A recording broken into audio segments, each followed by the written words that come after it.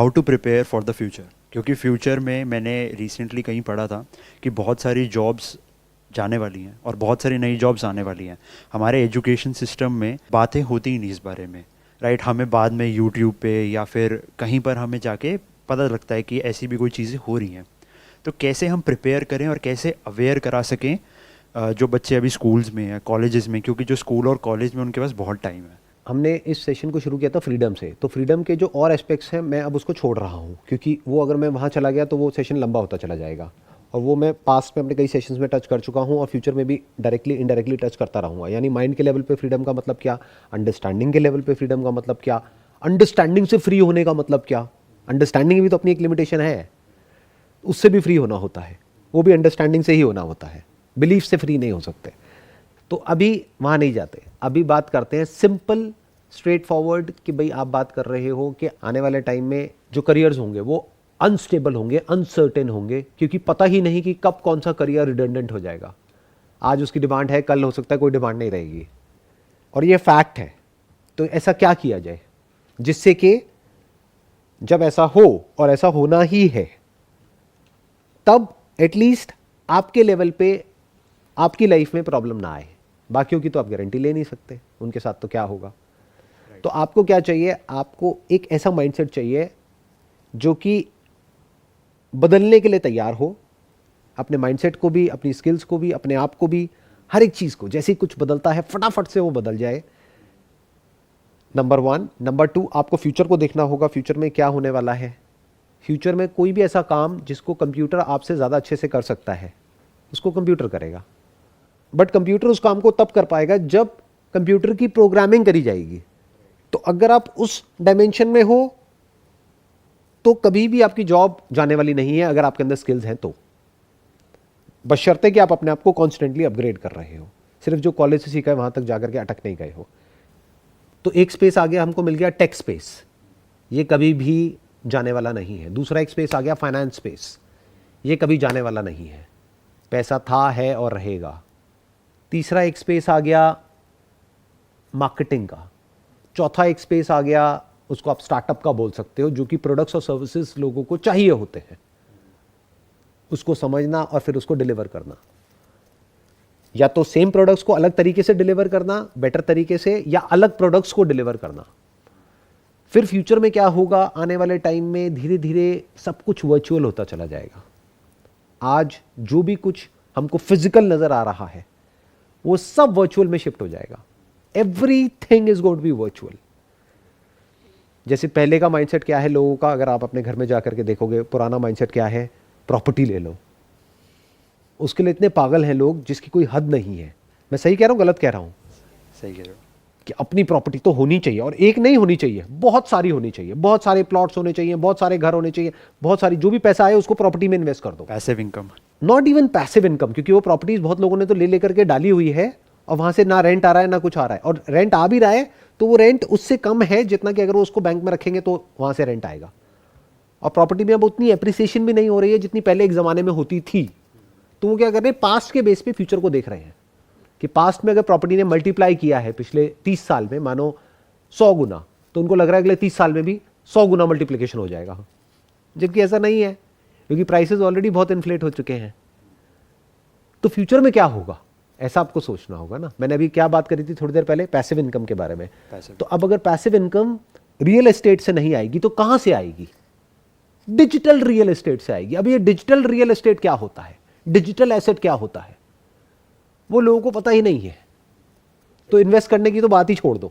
Dividends होते हैं। नहीं, देखो ध्यान से समझो, डिविडेंड क्या होता है। डिविडेंड होता है जो कंपनीज प्रॉफिट कमाती हैं उसमें से डिविडेंड देती है, या बॉन्ड्स में से आपको डिविडेंड मिलता है।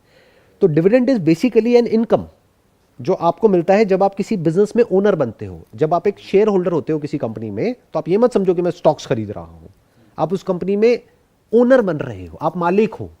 नौकर कौन है? डायरेक्टर, जो काम कर रहा है। हमें बेसिक फंडे ही क्लियर नहीं है। मालिक कौन होता है? Share holder. तो आप उस कंपनी में शेयर्स जब ले रहे हो तो आप एक बिजनेस में इन्वेस्ट कर रहे हो, उस बिजनेस के फ्यूचर पे दाव लगा रहे हो। मैं उसकी बात नहीं कर रहा हूं, I am talking about asset, not a business. तो डिजिटल एसेट्स क्या होते हैं उसके बारे में बहुत लोगों ने सुना तक नहीं है। अगर मैं अभी आपसे बात करूंगा NFT क्या होती है, तो आप सोच में पड़ जाओगे NFT की फुल फॉर्म क्या होती है। बताओ क्या होती है NFT की full form? Non fungible tokens. हमें ये तक नहीं पता NFT क्या है, कि दुनिया किस डायरेक्शन में जा रही है। क्रिप्टो को हम लोग ऐसे समझते हैं, या तो दो तरह के लोग हैं जो मैंने देखे हैं इंडिया में। एक, या तो वो समझते हैं क्रिप्टो को एज सट्टा, कि यहां पैसा लगाओ और अमीर हो जाओ, या दूसरे हैं जो सीधा क्रिप्टो को बोलते हैं ये तो बेकार है, इसमें कुछ नहीं पड़ा है, कुछ समझता ही नहीं है इसके पीछे की टेक्नोलॉजी क्या है, ब्लॉकचेन क्या है, वो कैसे काम करती है, एक डिसेंट्रलाइज सिस्टम क्या होता है, तो टेक्नोलॉजी का फ्यूचर क्या है। जब वो समझोगे तभी तो सही तरह से पैसे को इन्वेस्ट करोगे। एक्चुअल में किसी ऐसी जगह पे इन्वेस्ट करोगे जहां पे 1 का 100 होने वाला है और रिस्क ऑलमोस्ट 0% है। नहीं तो आप वही गलती कर बैठोगे जो ज़्यादातर लोग कर रहे हैं या करने वाले हैं। क्या एक रेजिडेंशियल प्रॉपर्टी आपने खरीदी जो है मानो 3 करोड़ की, और उसका रेंट है मान लो सिर्फ 30,000 रुपये महीना, तो साल का कितना हुआ? 3,60,000। रिटर्न कितनी आई 3 करोड़ पे? हार्डली 1%। 1% रिटर्न क्या होती है? इन्फ्लेशन है 5-6%, 7%। तो आप तो पैसा गंवा रहे हो, कमा कहां रहे हो? तो अभी मैं क्या बात कर रहा हूं, सिर्फ फाइनेंशियल फ्रीडम के बारे में, कि फाइनेंशियली कैसे फ्री होते हैं। आज फाइनेंशियली फ्री कौन है? वो जिन्होंने सही टाइम पे सही जगह पैसा लगा दिया था, यानी आज से 30 साल पहले, 40 साल पहले प्रॉपर्टी में पैसा लगा दिया, वो आज फाइनेंशियली फ्री है। क्यों? क्योंकि उस टाइम पे लैंड थी सस्ती, मानो 5 लाख रुपए 10 लाख रुपए लगाया, आज वही लैंड हो गई 5 करोड़ की, 10 करोड़ की, 20 करोड़ की। जिसने उस टाइम पे 50 लाख लगाया वो आज बढ़ करके हो गया 500 करोड़। तो एटलीस्ट फाइनेंशियली तो वो फ्री हो गए। बाकी चीज़ों के बारे में मैं बात नहीं कर रहा। तो पहले समझो कि फ्यूचर में क्या होने वाला है। क्या पास्ट के बेस पे आज प्रेजेंट में पैसा लगाना है, तो पैसा लगाना कहाँ है? फ्यूचर में क्या होगा? दुनिया कैसी होगी? फिजिकल स्पेस की ज़्यादा वैल्यू होगी या डिजिटल स्पेस की ज़्यादा वैल्यू होगी? और डिजिटल स्पेस क्या होती है? एक डिजिटल एसेट क्या होता है? और डिजिटल एसेट में भी जितने तरह के डिजिटल एसेट्स हैं उसमें से सबसे ज़्यादा वैल्यूएबल क्या है? Sir, are you a believer in crypto? I'm not a believer in crypto. Like, do you think it's the future? I'm not sure about crypto, but I'm sure about blockchain. It's here to stay. Because as a model, decentralized is a better model than centralized. Right. तो अभी आप समझ पा रहे हो मैं कह क्या रहा हूं, कि अगर आपको फ्यूचर में फ्री होना है, अभी तो आप फ्री नहीं हो फाइनेंशियली। अब पहले आपको अपने आप से पूछना है, फाइनेंशियली सिक्योर होना है, यानी उतना ही पैसा होना चाहिए जितना कि आपने कहा कि भाई जितना सर्वाइवल के लिए ज़रूरी है। This is financial security, not financial freedom. Financial freedom मतलब क्या? मैंने इसको पहले भी बताया है अपने कई सेशंस में। फाइनेंशियल फ्रीडम का मतलब क्या है मैंने प्रॉपर्ली डिफाइन किया है। मतलब क्या कि आपने जहाँ भी पैसा इन्वेस्ट किया हुआ है वहाँ से जो इंटरेस्ट आ रहा है वो इतना है कि वो आपके लाइफस्टाइल को सस्टेन कर सके, तब आप फाइनेंशियली फ्री हो। आपको जो भी करंट लेवल ऑफ लाइफस्टाइल है, अगर उसको आप सस्टेन कर सकते हो बिना कुछ करे, तो आप फाइनेंशियली फ्री हो। फिर जो भी करना है वो करो, नहीं करना है तो मत करो। सर, फाइनेंशियल फ्रीडम अचीव होते ही अगर हम एक बिजनेस ओनर है तो हम रिस्क ज़्यादा ले सकते हैं। देखो ये गड़बड़ हो गई ना, क्योंकि अगर आप कह रहे हो रिस्क ज़्यादा ले सकते हैं, तब तो आप कभी भी फाइनेंशियली फ्री नहीं होगे। क्यों? क्योंकि बहुत सारे एंटरप्रेन्योर्स हैं वो इसी ट्रैप में जाकर के फंस जाते हैं। फाइनेंशियल फ्रीडम क्या है? एक के बाद एक जुआ खेलते चले जाना या फिर जुए से बाहर निकल आना। तो बिजनेस इज लाइक गैम्बलिंग, क्योंकि 90% of the businesses fail irrespective of who you are, what your background is. हाँ, अगर आप एक सीरियल एंटरप्रेन्योर हो तो आपके सक्सेस के चांसेस थोड़े से बढ़ जाते हैं। आप फर्स्ट टाइमर हो तो आपका है 10%। तो ऐसी कुछ रिसर्चेज हुई है, स्टडीज हुई है, जिसके बेस पे निकल करके आया है कि अगर आप एक सीरियल एंटरप्रेन्योर हो तो आपके सक्सेसफुल होने की पॉसिबिलिटी 20% है। It is not 100%। तो आप कह रहे हो अगर हमारे पास में ज़्यादा पैसा है तो हम ज़्यादा रिस्क लेकर के और बड़ा बिजनेस कर सकते हैं, तो आप फाइनेंशियली फ्री कहाँ हुए? आप तो और बंध गए, क्योंकि अब जब जाएगा तो और मोटा जाएगा, और ऐसे तो लोग फंसते हैं। लेट्स से मुझे कोई काम करना है, XYZ कुछ भी काम करना है, और उसके लिए मुझे अपनी करंट जॉब छोड़नी पड़ेगी। एक बार ही मैं फाइनेंशियली फ्री हो गया, मुझे पता है कि अब मेरी इस जॉब से अर्निंग आने में चाहे 1 साल लगे चाहे 2 साल लगे, मैं अपना एफर्ट कांस्टेंट पुट कर सकता हूँ। तो एक फाइनेंशियल बैकिंग होगी कि हाँ भाई ठीक है, अगर फेल हो गए तो कोई बात नहीं, एक दिमाग को संतुष्टि है कि पैसे हैं तो हो जाएगा। तो एक बिना स्ट्रेस के मैं वो ज़्यादा रिस्क ले सकता हूँ अच्छे से, मुझे ऐसा लगता है। बट अगर आपने रिस्क लिया तो आप वापस से फाइनेंशियली बॉन्डेज में चले गए ना, आप फ्री कहाँ हो रहे हो, आप तो और बॉन्डेज में जा रहे हो। क्यों? क्योंकि मैं लॉजिकली आपको समझा देता हूँ आप बोल क्या रहे हो। आप ये बोल रहे हो कि अभी मैं जॉब कर रहा हूँ, वहाँ से मैंने पैसा कमाया, पैसा कमा करके उस पैसे को जोड़ा, अब मैं रिस्क ले सकता हूँ क्योंकि मेरे बैंक अकाउंट में पैसा है, क्योंकि मेरे हाथ में पैसा है, अब मैं रिस्क लेकर के अपना एक बिजनेस कर सकता हूँ। तो अगर आपके बिजनेस में रिस्क है तो फ्री कहाँ हो, क्योंकि अब अगर आपने 2 साल या 5 साल काम करके पैसा जोड़ा 5 लाख रुपए और आपने एक बिजनेस किया तो 90% चांसेस क्या है कि आपका बिजनेस फेल हो जाएगा। फेल हो गया तो आपका 10 लाख रुपए डूब जाएगा, फिर वापस से आपको जॉब करनी पड़ेगी। तो फाइनेंशियल फ्रीडम का मतलब क्या? अगर आपके केस की बात करी जाए कि जॉब में आपने इतना पैसा कमा लिया और जोड़ लिया, सिर्फ कमाया नहीं, बहुत लोग हैं बहुत कमा लेते हैं लेकिन बेवकूफ़ों की तरह और खर्चे बढ़ा देते हैं, तो मैं उसकी बात नहीं कर रहा हूँ।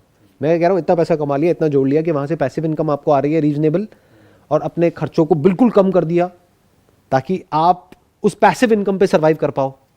और अब एक ऐसा बिजनेस किया जो कि मुश्किल से 5-10 हज़ार रुपये 20 हज़ार रुपये से आपने शुरू किया, जो डूब भी गया तो आपकी उस पैसिव इनकम पे कोई फर्क ही नहीं पड़ा, अब आप फाइनेंशियली फ्री हो। अब इसके लिए क्या चाहिए? एक ऐसा दिमाग चाहिए कि 10 हज़ार रुपये में बिजनेस किया जा सकता है। क्योंकि अगर आपको ये गलतफहमी है कि 10 लाख या 20 लाख लगेंगे बिजनेस करने के लिए, तब आप फाइनेंशियली कभी भी फ्री नहीं हो सकते, क्योंकि कभी भी वो पैसा घुस जाएगा अंदर, डूब जाएगा। समझ रहे हो मैं क्या कहना चाह रहा हूं? तो ऐसे ये जो माइंडसेट है फाइनेंशियल फ्रीडम का, ये बहुत अलग है एक ग्रीडी माइंडसेट से। 99.99% लोगों का माइंडसेट ग्रीडी माइंडसेट होता है। तो या तो वो जा करके कहीं किसी शॉर्टकट में फंसते हैं, या किसी बिजनेस आइडिया में फंसते हैं, या कहीं किसी की बातों में फंसते हैं, या शेयर मार्केट में फंसते हैं, या गैम्बलिंग में फंसते हैं। कहीं ना कहीं जा करके फंसते हैं कि जितना पैसा है उससे ज़्यादा वहाँ पे लगा देते हैं। पता लगा उधार में भी लिया और वो भी लगा दिया, घर भी गिरवी रख दिया, फिर जब नीचे गया तो सब कुछ ही नीचे चला गया। तो मैं क्या कह रहा हूँ, फाइनेंशियल फ्रीडम का पहला स्टेप क्या है? इस गैम्बलिंग माइंडसेट से बाहर आ जाओ। गैम्बलर कभी फाइनेंशियली फ्री नहीं हो सकता। अगर आप एक कैसीनो के ओनर हो तो आप फाइनेंशियली फ्री हो सकते हो, क्योंकि कैसीनो कभी नहीं हारता है और गैम्बलर कभी नहीं जीतता है। तो you need to become the owner of a casino. Sir जैसे आपने अपनी एक वीडियो में बोला था बिजनेस वाली कि 1 लाख एक साथ लगाने से अच्छा है कि अगर आप 10-10 हज़ार 10 बिजनेस में लगाओगे तो दैट Simple है। वुड बी वेरी बेनिफिशियल, और Exactly। आपको पता भी चलेगा कौन सा फेल हो रहा है और कौन सा फेल नहीं हो। और अब आपके सक्सेसफुल होने के चांसेस 100% हो गए, क्योंकि स्टैटिस्टिक्स के अकॉर्डिंग अगर देखा जाए तो आपके सक्सेसफुल होने के चांसेस है 10%।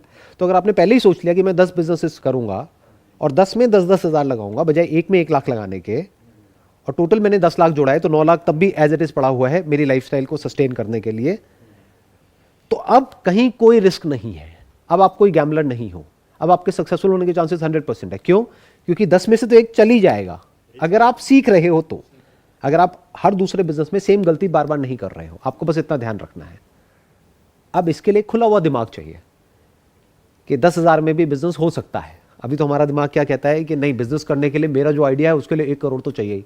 आपका जो भी आइडिया है, जैसा भी आइडिया है, मुझे अगर अभी आप बताओगे, मैं अभी 5 मिनट के अंदर अंदर आपको बता दूंगा कि उसको 10 हज़ार में कैसे किया जा सकता है। तो just to sum it up, हमारी जो कॉन्वर्सेशन है, फाइनेंशियली फ्री कैसे होंगे? जब आप फ्यूचर को देख पाओगे, फ्यूचर के हिसाब से एक्ट कर पाओगे। फाइनेंशियल फ्रीडम को भी छोड़ दो, फाइनेंशियली सिक्योर भी तभी हो पाओगे जब आप फ्यूचर को देख पाओगे। वो टाइम गया कि आप एक कंपनी में गए और अब आप पूरी ज़िंदगी मरते दम तक वहीं पर हो। ऐसा रेयर केसेस में होता है, कभी भी आपको फायर किया जा सकता है। सिंपल जो हायर एंड फायर पॉलिसी है यूएस में, वही अब इंडिया में भी है। हर कैपिटलिस्ट सोसाइटी में यही पॉलिसी है। काम करोगे तो अच्छा है, नहीं करोगे तो बाहर हो, और काम करोगे भी तब भी हो सकता है बाहर हो। तो अनसर्टेनिटी चारों तरफ है। जैसे कोविड के टाइम पे सबने देख ही लिया है क्या अनसर्टेनिटी है, किस लेवल की है। बहुत सारी ऐसी इंडस्ट्रीज़ हैं जैसे कि होटल इंडस्ट्री। सोचो, जो सोचते थे कि हम तो बिल्कुल सेफ हैं, एक 5 स्टार होटल में हैं और हमारी जॉब बिल्कुल सेफ है, क्या हुआ उन सब के साथ में? हम सब ने देखा है। तो कोई सेफ नहीं है। सेफ कौन है? फाइनेंशियली सिक्योर कौन है, या फाइनेंशियली फ्री कौन है? जो फ्यूचर को देख पा रहा है, जो समझ पा रहा है कि आज क्या हो रहा है और दुनिया किस तरफ जा रही है और क्या होने वाला है। और इंडिया में ऐसे बहुत कम लोग हैं जो फ्यूचर को देखते हैं। वो सिर्फ जब फ्यूचर हो जाता है, यानी फ्यूचर पास्ट हो जाता है, तब उसको फॉलो करते हैं लास्ट पॉइंट पे, जहां पर लॉसेज ही लॉसेज है, प्रॉफिट तो है ही नहीं। It's like law of diminishing return, जो हमने इकोनॉमिक्स में पढ़ा है कि शुरू में ऐसे होता है, फिर ऐसे होता है कर्व, फिर ऐसे होता है, फिर ऐसे जाता है। तो जब कर्व यहां होता है ना और यहां जाने ही वाला होता है, तब ज़्यादातर लोग एंटर कर रहे होते हैं। और फिर रोते हैं, कहते हैं ये क्या हो गया, हमने तो अपना सारा पैसा डुबो दिया। जैसे अगर स्टॉक मार्केट की बात करी जाए तो जब मार्केट की पूरी धज्जियां उड़ी होती हैं, बिल्कुल नीचे होती है मार्केट, तब कोई नहीं घुसता है, डर करके साइड में बैठे रहते हैं। अब जब मार्केट तेज हो रही है, प्राइसेस इन्फ्लेटेड है, पी मल्टीपल्स इन्फ्लेटेड है, तब हर कोई घुस रहा है मार्केट के अंदर। ये गड़बड़ है। ये बेसिकली जो माइंडसेट है ग्रीड और फियर का है, साइकोलॉजी वाइज अगर आप समझोगे तो अगर इस माइंडसेट से आप फ्री हो जाते हो, यानी ग्रीड और फियर से फ्री हो जाते हो। ध्यान से सुनना मैंने क्या बोला, मैंने अगला लेवल भी टच कर दिया है यहाँ पे, उसका भी हिंट दे दिया आप लोगों को। अगर आप ग्रीड और फियर से फ्री हो सकते हो तो साइकोलॉजिकली आप फ्री हो सकते हो, नहीं तो कभी नहीं हो सकते। और वो कैसे होगा सर?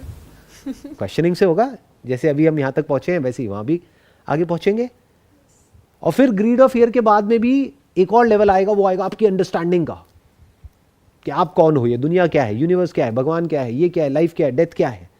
जब वहाँ पे भी क्वेश्चनिंग कर करके अपनी सारी लेयर्स को अच्छे से हटा करके देख सकते हो तो अंडरस्टैंडिंग के लेवल पे भी आप फ्री हो सकते हो। यानी दुनिया का सबसे बड़ा डर वो क्या है, डेथ, उससे भी आप फ्री हो सकते हो। लाइफ और डेथ आपके लिए एक जैसी हो सकती है। आप बिल्कुल कॉन्फिडेंस से एक मंदिर में भगवान के आगे जा करके ये बोल सकते हो कि हे भगवान, अगर अगले मोमेंट में मेरी डेथ हो जाए तो मुझे कोई फर्क नहीं पड़ता। जबकि लोग लाइन में लगे हुए हैं किस लिए, हे भगवान मुझे ये चाहिए, मुझे वो चाहिए, मुझे। जब तक भी आप कुछ भी मांग रहे हो तब तक आप फ्री नहीं हो। जिस दिन आपने मांगना बंद कर दिया, बाहर बाहर से दिखाने के लिए नहीं, अंदर से एक्चुअल में अब कुछ भी नहीं मांग रहे हो, नथिंग एट ऑल, तो आप फ्री हो। क्योंकि fear is the opposite of desire. अगर आप डिजायर से फ्री हो तो आप फियर से भी फ्री हो। डर उसी के तो खोने का होता है जिससे रिलेटेड आपके अंदर डिजायर होता है, नहीं तो फियर कहां है। मेरे बैंक अकाउंट में जो पैसा है उसको खोने का डर है आपके अंदर? नहीं है। क्यों? जो आपका होता है उसी से रिलेटेड तो डिजायर होता है। तो आप क्या हो, कभी अपने आप से क्वेश्चन पूछो ना। अगर आप खुद के सच को देख लेते हो तो उसी पे तो सारे डिजायर्स टिके हैं, और उन्हीं डिजायर से तो सारे फियर्स जुड़े हैं। इस सबकी फाउंडेशन क्या है? आप हो। अब ये मैं क्या है, अगर उस मैं के सच को आप देख लेते हो तो आप फ्री हो सकते हो। Wish you all the best. May God bless you.